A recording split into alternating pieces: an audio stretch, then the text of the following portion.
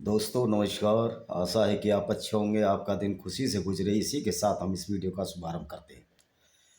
आज इस एपिसोड में ये बताया जाएगा कि जो जंग बदर हुई थी वो किस लिए हुई थी और इस लड़ाई का अंत क्या रहा था और क्या क्या मोहम्मद साहब ने इसमें झूठ बोले, क्या क्या मौलाना जो इस्लामिक मौलाना है उस जंग को सही ठहराने की कोशिश करते हैं, उसके बारे में भी चर्चा करेंगे। पहले हम इसका तफसील से यानी कि विस्तृत रूप में इसकी व्याख्या करते हैं, आखिर ये जंग बदर थी क्या। तो देखिए, जंग बदर एक ऐसी लड़ाई थी।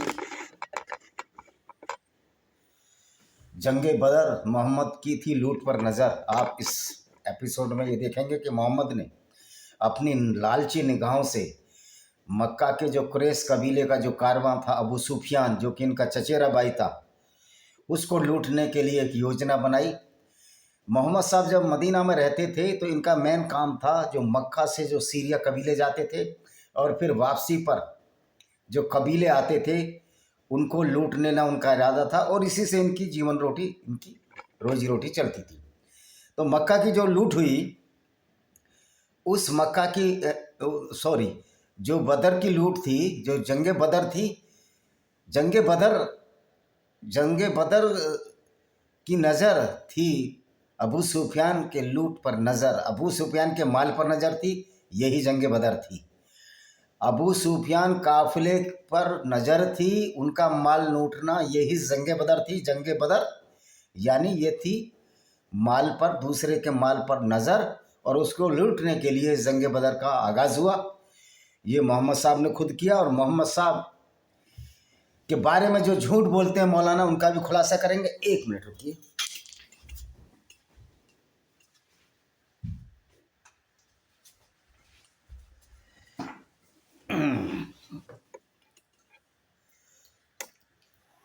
तो उसका भी खुलासा करेंगे कि मोहम्मद साहब को बचाने की जो कोशिश, जो नापाक कोशिश की जा रही है मोहम्मद साहब को बचाने की, उसका भी खुलासा करेंगे। तो ये जंग बदर मूल रूप से 13 मार्च 600 आई थिंक 624 में हुई थी। ये 13 मार्च 624 में हुई थी। और ये लड़ाई का एक कारण, वैसे भी ये अगर इस्लामिक कैलेंडर के अनुसार देखा जाए तो हिजरी टू 17वें रमज़ान पर हुई थी, पहले मुहर्रम के दिन हुई थी। क्योंकि दूसरी हिजरी में कुफ़ार कुरैश और मुसलमानों के बीच हुई। कुफ़ार, देखो यहाँ भी गाली दी गई है, काफिर कुरैश। तो क्या था, मोहम्मद साहब का धंधा था लूटना। इन्हें नटसेल हम आपको बता रहे हैं।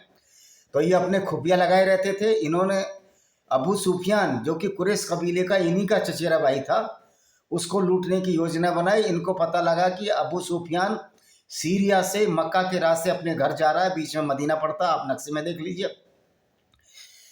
तो मोहम्मद साहब ने उसको लूटने की योजना लगाई। उसने अपने गुप्तचर लगाए, मोहम्मद ने गुप्तचर भी लगा दिए। और जब मोहम्मद को पता लगा कि अबू सुफियान के पास करीब 3 इतना सा माल है, जिसमें कि 325 किलो सोने के बराबर माल है, इतना सोना भरा हुआ है, लाखों करोड़ों दिनार का माल है।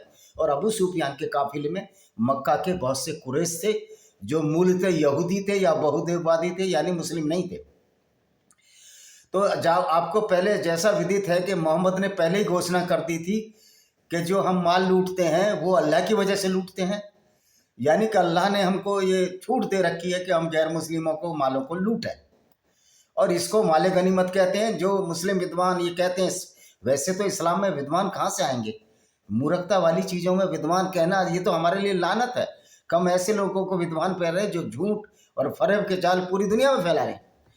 तो जो मुस्लिम थे, जिनको ये सो कॉल्ड तथाकथित बुद्धिमानों का ये कहना है कि मक्का की लूट इसलिए हुई थी, मक्का के कबीले की लूट इसलिए करना चाहते थे कि मोहम्मद साहब को भी जब मदीना से भेजा गया, इनको भागकर मदीना आना पड़ा क्योंकि उनकी जान के दुश्मन थे। जबकि ऐसा नहीं है। अगर ये उनकी जान के दुश्मन होते तो मोहम्मद साहब 10 साल मक्का में रहे। 84 लोग सिर्फ मुसलमान बने थे। बल्कि जो कुरैश थे ये मोहम्मद से इसलिए नाराज रहते थे कि ये जो मोहम्मद है, उनकी 3 जो देवियाँ थी, जो अल्लात, अलबन्नात और अल-उज्जा नाम की 3 देवियाँ थीं, जिनको अब मोहम्मद बिन सलमान कह रहे हैं कि हम 3 देवियों को भी लाएंगे, क्योंकि हमारा वो विरासत है। तो उन 3 देवियों को ये गाली दिया करते थे। तो मोहम्मद के चाचा के पास ये गए कि भाई आपके जो भतीजा है ये बड़ा ख़राब है, ये हमारी देवी देवताओं को गाली देता है, हमारे पैगंबरों को गाली, हमारे जो भी हमारा विश्वास है उसको गाली देता है। तो अबू तालिब ने मैं कहा कि मैं समझाऊंगा, लेकिन ये समझ में नहीं मांग रही। ये अबू तालिब की भी पकड़ से बाहर हो गए। तब इन्हें मदीना आना पड़ा। अगर मारना होता तो मुसलमानों को वहीं मार दिया जाता। 10 साल में सिर्फ 83 या 86 मुसलमान बने थे, उससे ज़्यादा नहीं थे। तो मोहम्मद की जो तबलीगी थी 10 साल में ये सिर्फ 83 मुसलमान बना पाए। और मज़े की बात है, इनके चाचा, इनकी माँ, इनके माँ बाप जो भी है, इन्होंने किसी ने भी इस्लाम धर्म कबूल नहीं किया। तो जो मुस्लिम विद्वान कहते हैं इस्लाम तेजी से क्यों फैला, इस्लाम तलवार के बल पे फैला। और मूर्खों की जो संख्या थी, अल्लाह के नाम से जिस तरह गैर मुस्लिमों को डराया गया, आज इंटरनेशनल टेक्नोलॉजी है, सोशल मीडिया है, तो आज इस्लाम क्यों श्रिंक हो रहा है, क्यों घट रहा है। अब तो इस्लाम नहीं फैल रहा, बल्कि लाखों करोड़ों लोग, पाकिस्तान में 2 करोड़ लोग इस्लाम छोड़ चुके हैं। पूरी दुनिया में कितना इस्लाम छोड़ रहे हैं। तो वही सच्चाई हम बताएंगे किस तरह ये जो इस्लामिक जो सो कॉल्ड स्कॉलर हैं, ये किस तरह मोहम्मद को बचाने की कोशिश करते हैं। इनको पैगंबर की इज्जत बचाने में इनको पसीने छूट रहे हैं। तो ये जो लड़ाई थी, मैं जैसे बताया कि अबू सुफियान का काफिला था, मोहम्मद के काफिले वाले लोग जो इसके खुफिया थे मोहम्मद के, कि जो प्राय जो लुटेरे का ग्रुप होता है अपने कुछ खोजी भी रखता है, अपने कुछ इन्फॉर्मर घुसपैठिए भेदिए रखता है। तो वो उधर उधर जाकर बोल रहे थे। उन्होंने बताया कि हाँ एक काफिला जा रहा है जो कि अबू सुफियान का काफिला है, और उसमें बहुत सारे ऊँट है, 300-400 ऊँट है, और बहुत सारा करोड़ों अरबों का माल है जो मक्का के लोगों का है। तो मोहम्मद साहब ने कहा चलो इस काफिले को लूटते हैं। यानी कि जंगे बदर नहीं है ये लूट मार थी। तो जंगे बदर सिर्फ मोहम्मद की धन लिप्सा की पूर्ति के लिए जंगे बदर हुई थी, उनको धन लूटना था, क्योंकि परफेक्ट ये लुटेरे थे, काफिलों को लूटी थे। तो जब अबू सुफियान के भी अपने खुफिया थे, उसने भी अपने खुफिया बढ़ा दिए, क्योंकि वो तो बहुत पैसे वाला आदमी था और वो ग्रुप का लीडर था मक्का का, बहुत ही सम्मानित व्यक्ति था और बिजनेसमैन था। वो मोहम्मद की तरह लुटेरा नहीं था, बल्कि मोहम्मद ने तो अपनी बेगम, अपनी जो पत्नी थी, पहली पत्नी जो खदीजा बिन खालिद जो ईसाई थी, उसका भी धंधा चौपट कर दिया था। क्योंकि इन्होंने एक ऐसा ग्रोह बना लिया था। हालांकि खदीजा बिन खालिद तो मक्का में ही मर गई थी, उसकी कब्र भी वहीं है। तो मोहम्मद साहब का लूटपाट का सिलसिला जारी रहा, जिसके फलस्वरूप ये जंगे बदर हुई। तो अबू सुफियान को भी खुफिया अंदाज से पता लग गया कि भाई ये मोहम्मद काफिले लूटने वाला है हमारे, क्योंकि उसने कई काफिलों को लूटने की पहले भी कोशिश की थी। तो अबू सुफियान चालाक व्यक्ति था, उसके घुसपैठिए थे। उसने अपना जो काफिला पश्चिम की ओर मोड़ दिया। यानी आप मदीना देखोगे तो मदीना से पश्चिम की ओर, यानी समुद्र तट की ओर चला गया। तो उसके बाद जब इनको इन्फॉर्मर सूचना मिली मोहम्मद को, तो मोहम्मद एक सफरा नाम की एक जगह वहाँ की पहाड़ी पर रुक गए। और जब वहाँ पर पहाड़ी पर रुक गए तो इन्होंने अपने खुफिया लगा दिए। लेकिन तभी जब अबू सुफियान को ये पता लगा कि मेरे काफिले को लूटने की कोशिश कर रही है, तो उसने एक दूत तेजी से मक्का की तरफ भेजा। देखिए, मक्का की तरफ भेजा, जंगे बदर मक्का की तरफ भेजा। और जब मक्का की तरफ जब भेजा तो उसने वहाँ बोला कि तुम्हारे काफिले को, अबू सुफियान के काफिले को लूटने की बात हो रही है। तो उन्होंने बहुत सारी सेना भेजी। जब उन्होंने बहुत सारी सेना भेजी तो उस सेना में जो वृद्ध थे, जो मक्का में ही रह गए, जो बुढ़े थे, उन्होंने अपने लोगों को, जवानों को भेजा या अपने गुलामों को भेजा, जो भी कुछ भेजा, और खुद वो मक्का में ही रुक गए। वृद्ध लोग लड़ नहीं सकते थे। तो इस तरह करीब 1000 लोगों का जो ग्रुप है वो भी घाटी के सामने जम गया। और उनमें से दो व्यक्ति ये खोज लेने आए। उन्होंने जो मक्का के जो कुरैश कबीले के लोग थे कि जाइए पानी ढूंढिए, तो पानी ढूंढा गया। पानी ढूंढने के क्रम में हजरत मोहम्मद ने 2 व्यक्तियों को पकड़ लिया और उनसे पूरा कबीले की बातचीत करते रहे, मक्का का पूछताछ करते रहे।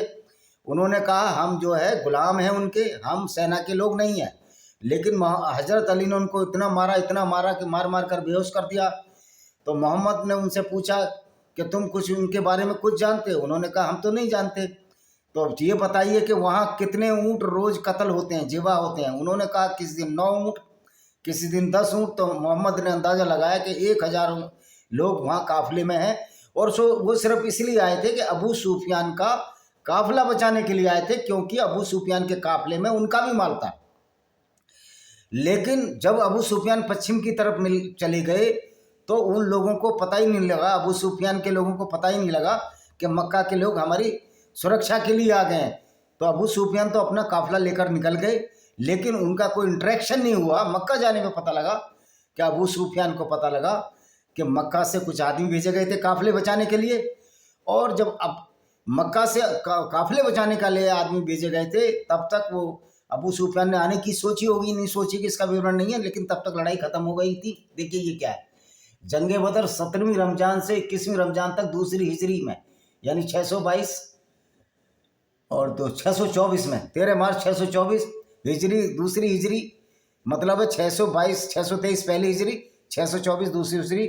जब मोहम्मद ने मक्का से मदीना गए थे, उसी को हिजरी बोलते हैं ये, और कोई बड़ी तीरंदाजी की बात नहीं है। 622 से इनका पहला साल शुरू होता है, 623 से उसको पहला हिजरी बोला जाता है। तो मुसलमानों के बीच हुआ। तो फिर हुआ क्या कि जब जो मक्का के जो कुरैश कबीले के लोग थे, उन्होंने कहा जब पानी देखो कहाँ है।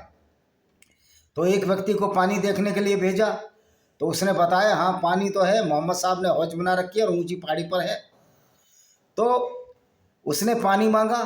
मक्का की फौज, मक्का के जो कुरैश कबीले के लोग थे कि हम तुमसे लड़ने नहीं आए, क्योंकि उनको खुफिया जानकारी मिल चुकी थी कि कुरैश का जो काफिला है अबू सुफियान का, वो आराम से निकल गया है। और उनने कहा हम कोई लड़ाई नहीं होने चाहते, आप सिर्फ हमें पानी दीजिए, हम वापस चले जाएंगे। लेकिन मोहम्मद का तो इरादा कुछ ही था, कुछ और था। मोहम्मद को पता ही नहीं था कि अबू सुफियान निकल गया। मोहम्मद ने कहा हम पानी नहीं देंगे। जब पानी नहीं दिया तो उनमें से एक आदमी उतबा ने कहा मैं पानी पीकर रहूँगा, कुछ भी हो जाए। और वो उतबा जब उनकी तरफ बढ़ने लगा तो उसका एक पैर काट दिया। फिर भी वो पानी के लिए भटकता रहा। मतलब 2 दिन तक मोहम्मद ने उनको पानी देने से इनकार किया, जबकि कुरैश कबीले के लोग कहते थे कि अब हम लड़ना नहीं चाहते, आप सिर्फ हमें पानी दे दो, हम भूखे हैं, प्यासे हैं 2 दिन से, लेकिन 2 दिन से पानी नहीं लिया। तब मजबूर होकर कुरैश कबीले के लोग पानी की तरफ झपटे और उसी में लड़ाई हुई। और मोहम्मद ऐसी ऐसी आयतें भेजता रहा जब लोग लड़ने के तैयार नहीं थे कि आप लड़ो। और इस लड़ाई में बाद में जो, अब वो पूरी लड़ाई मैं बता देता हूँ आपको। इनका कारवां सीरिया से मदीना की ओर लौट रहा था, ये नहीं कि हदीसों से बता रहा हूँ। और जब पैगंबर ने साथियों ने उनकी संपत्ति जब्त करने और उसने दुश्मन की आर्थिक शक्ति को कमजोर करने के लिए अबू सुफियान के नेतृत्व वाले कारवां की ओर बढ़ने का आदेश दिया। अबू सुफियान को तकनीक के बारे में पता चला। मुसलमानों ने बड़ी जल्दी से एक दूत को मदद मांगने के लिए मक्का भेजा। मुसलमानों ने नहीं, कुरैश कबीले ने। अबू सुफियान क्या, ये मैंने तुमको सब बता दिया है। अच्छा अब ये देखिए, जब मुसलमान कम थे संख्या में, मुसलमान 313 है, कोई 313 बताता है, कोई 317 बताता है। तो मोहम्मद साहब को बड़ी चिंता हुई। तो अब ये झूठी झूठी आयतें उतारने लगे, क्योंकि मोहम्मद की जितनी भी आयतें होती थी वो सारी की सारी आयतें इनके फ़ायदे के लिए होती थी। और मुसलमानों को भी मोहम्मद ने बेवकूफ़ बनाया। जितना बड़ा धोखा इस पैगंबर ने मुसलमानों को दिया है, इसकी कहीं मिसाल नहीं मिलती। तो क्या आयतें उतार रहा है देखो।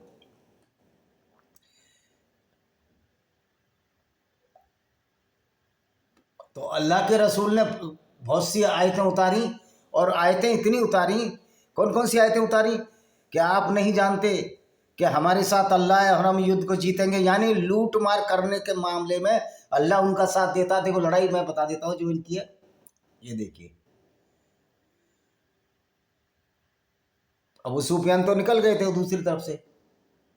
उसी समय रसूल सल्लल्लाहु ने अपने 1313 आदमियों के साथ बद्र के स्थल पर पहुंचे। अपने साथियों से परामर्श किया और साथी 2 समूह में विभाजित हो गया। एक समूह में अबू सुफियान का अनुसरण करना पसंद किया, और जबकि दूसरे समूह ने अबू जहल की सेना से लड़ना पसंद किया। एक ने बोला मोहम्मद साहब के काफिले ने, हम अबू सुफियान का पीछा करेंगे, उसको लूटेंगे, क्योंकि ये लड़ाई लूट की थी। जंगे बदर मोहम्मद की थी, दूसरों के माल पर नजर। दुश्मनों से लड़ने का आदेश दिया। इस्लाम की सेना और कुफ्फार की सेना एक दूसरे के सामने खड़ी थी। शत्रु मुसलमानों की कम संख्या देखकर आश्चर्यचकित हो गया। कुरैश कबीले के लोग भी आश्चर्यचकित हो गए, इसके पास तो आदमी नहीं है। और मोहम्मद तब तक नीचे नहीं उतरे, मोहम्मद अंदर ही गुफा में छिपे रहे। इस भयानक स्थिति को देखकर अल्लाह के रसूल ने अपने साथियों को अंधे की खबर से अवगत कराया और कहा, एक आयत उतार दी धड़ाक से, अल्लाह ने मुझे सूचित किया है, हम इन दो समूह में से एक अबू सुफियान का व्यापार कारवां या अबू जहल की सेना निश्चित रूप पर उन पर एक पर विजय होंगे।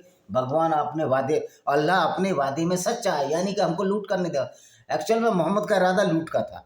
लूट के बाद कत्ल, औरतें तो थी नहीं उस कारवे में, अगर होती तो उनको भी लूट लेता, उनको भी बाजार में बेच देता। अल्लाह की कसम, ऐसा लगता है जैसे मैंने अपनी आंखों से उन जगह को देखा जहां अबू जहल और कुरैश के अन्य कुछ प्रसिद्ध लोग मारे गए थे।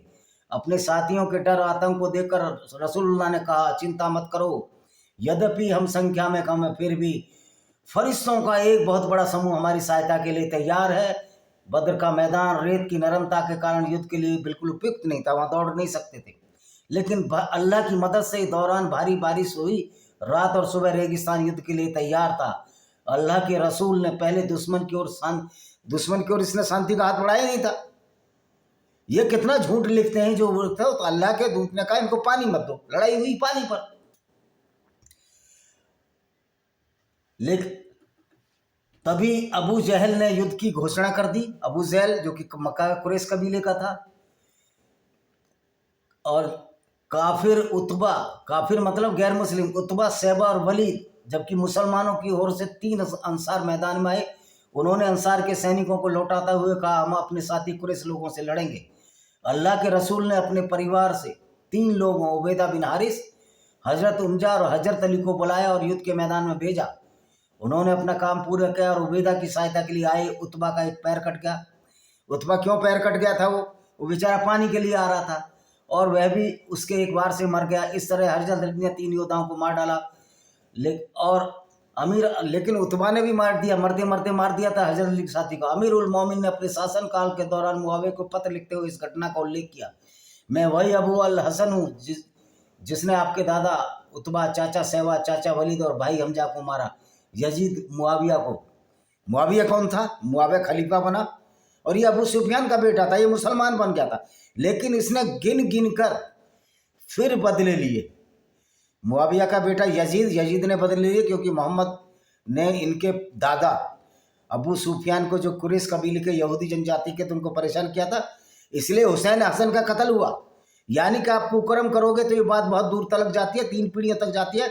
और मोहम्मद की ही गलत नीतियों की वजह से हसैन और हुसैन मारे गए, क्योंकि हजरत अली ने भी 2 इंसानों को कत्ल किया था जंगे बदर में। वो बेचारे क्या कर रहे थे? वो तो पानी की खोज में आए थे, लेकिन मोहम्मद ने उनको पानी नहीं दिया और वो बेचारे पानी के लिए ही युद्ध में लड़े। उन्होंने कहा, हम लड़ाई लड़ेंगे, इनसे पानी लेंगे, कि 2 दिन से भूखे प्यासे थे।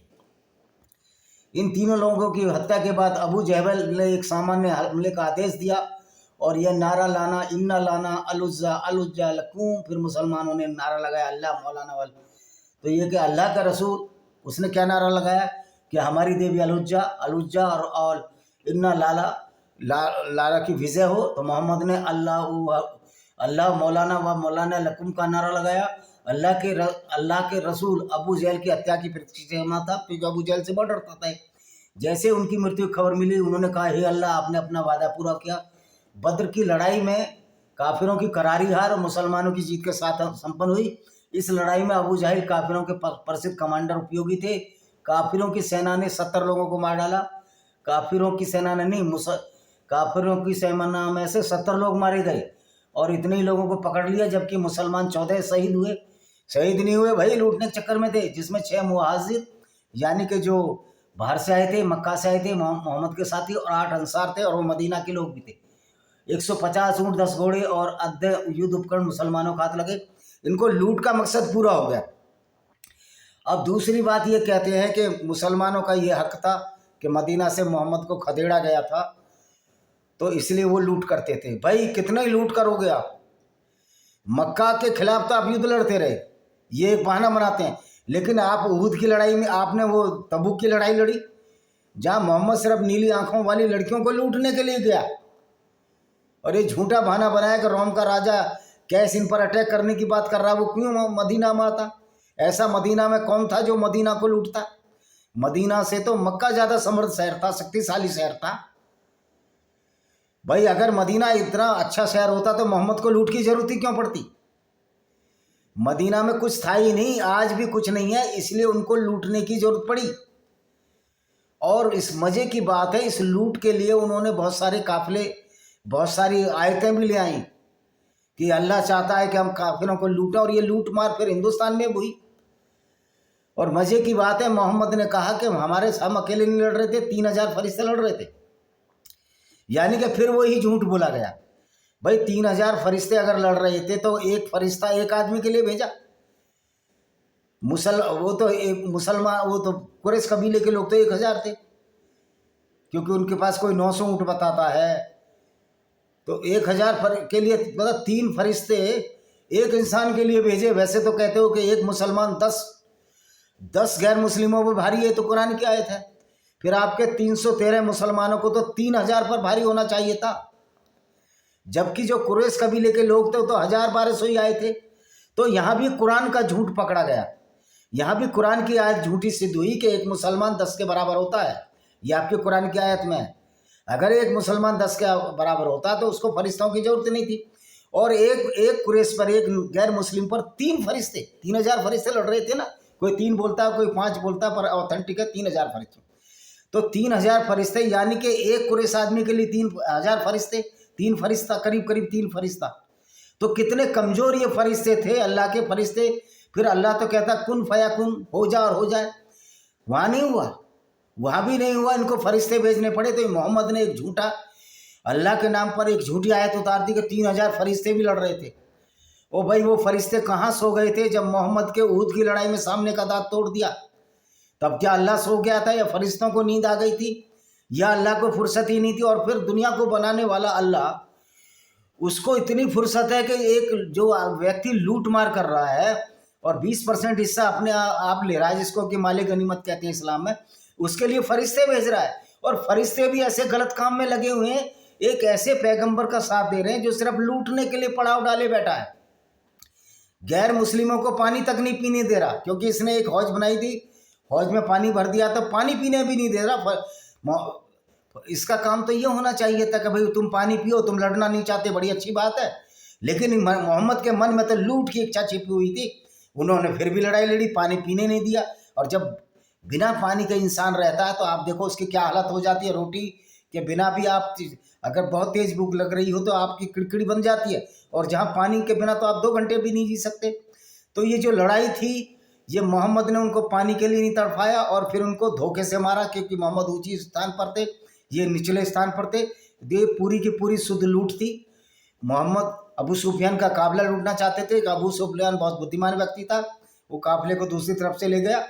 तो इस तरह अब देखिए, ये शंका, ये मुसलमान ही शंका करते हैं आज के इस्लाम के दुश्मनों ने। हम इस्लाम के दुश्मन नहीं है, इस्लाम दुनिया का दुश्मन है। इस्लाम पर लानत हो, उसके पैगंबर और खुदा पर लानत हो, अल्लाह पर लानत हो, जो गैर मुस्लिमों को कत्ल करने का आदेश देता है। पनौती है, अल्लाह पूरी दुनिया के लिए पनौती बन चुका है। कुरान पूरी दुनिया के लिए पनौती बन चुकी है, लाइबिलिटी बन चुकी है। ये क्या कह रहा है? अब हम पूर्वाग्रह का चश्मा उतारकर तथ्यों को जानने का प्रयास करेंगे। ये उसका लेखक है। ईश्वर के, अल्लाह के पैगंबर ने निवृत्त कारणों से अबू सुफियान के व्यापारिक कारवां की ओर रुख किया। पहला जब मुसलमान, वही कहानी के उन्होंने उनको वहाँ से भगाया। वो भाई किस लिए भगाया? तुम गालियाँ देते थे, और तुम्हारा, रही बात, मोहम्मद के पास तो कोई संपत्ति बची नहीं थी। मोहम्मद ने तो अपने ये फालतू की जो पैगंबरशिप के चक्कर में, एक झूठी आडंबर वाली पैगंबर के चक्कर में, सारा खदीजा बिन खालिद का, जो ईसाई औरत थी, उसको मुसलमान बना कर उसका सारा धंधा ही चौपट कर दिया था। तब इनको मदीना आना पड़ा। तो दूसरा है कि कुरैशों ने मुसलमानों पर तो कोई अत्याचार ही नहीं किया। जितनी भी लड़ाई लड़ी, सिवाय जंगे ट्रेंच की वार के लिए, जो खंदक की लड़ाई हुई थी, वो इसलिए हुई थी कि अबू सुफियान के काफिले लूटते थे। वो खुंदक में वो लड़ाई हुई थी। सिवाय खंदक की लड़ाई के सारी वार मोहम्मद ने लड़ी, सारे अटैक मोहम्मद ने किए, और सारे लूट के लिए किए। तो जंगे बदर का जो मेन मकसद था, अबू सुफियान के काफिले को लूटना था। और बेचारों को, मुसलमान गैर मुस्लिमों को इन्होंने पानी तक नहीं दिया।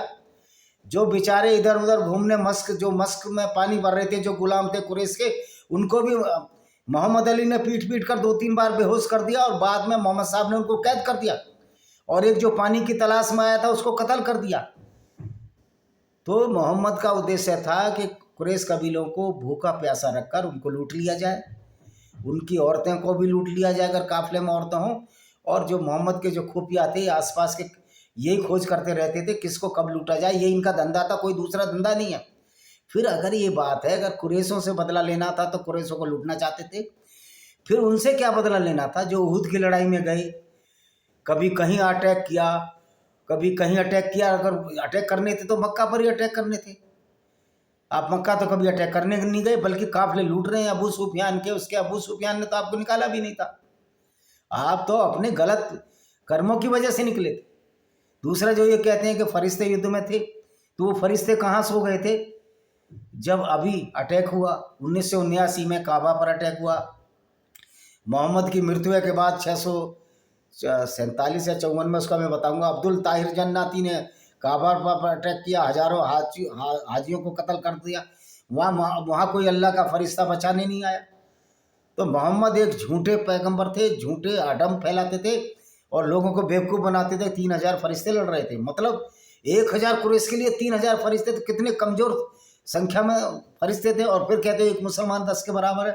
तो भाई जब एक मुसलमान 10 के बराबर है तो फिर फरिश्तों की सहायता क्यों लेनी पड़ी। इसी के साथ हम इस वीडियो को विराम देते हैं।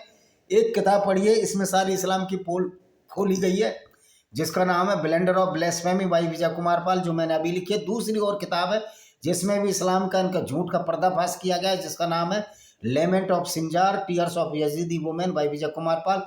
तीसरी किताब और है जिसमें कि कुरान की ढकोसलों का मैंने पाखंड का पर्दाफाश किया, उसका नाम है विनेमस fangs of cobra by Vijay Kumar पाल। ये सारी इंग्लिश में, इनको खरीदिए, इनको पढ़िए, और अमेजॉन फ्लिपकार्ट पर उपलब्ध है। इसी के साथ हम इस वीडियो को विराम देते हैं। वंदे मातरम, जय हिंद, आपका दिन शुभ हो।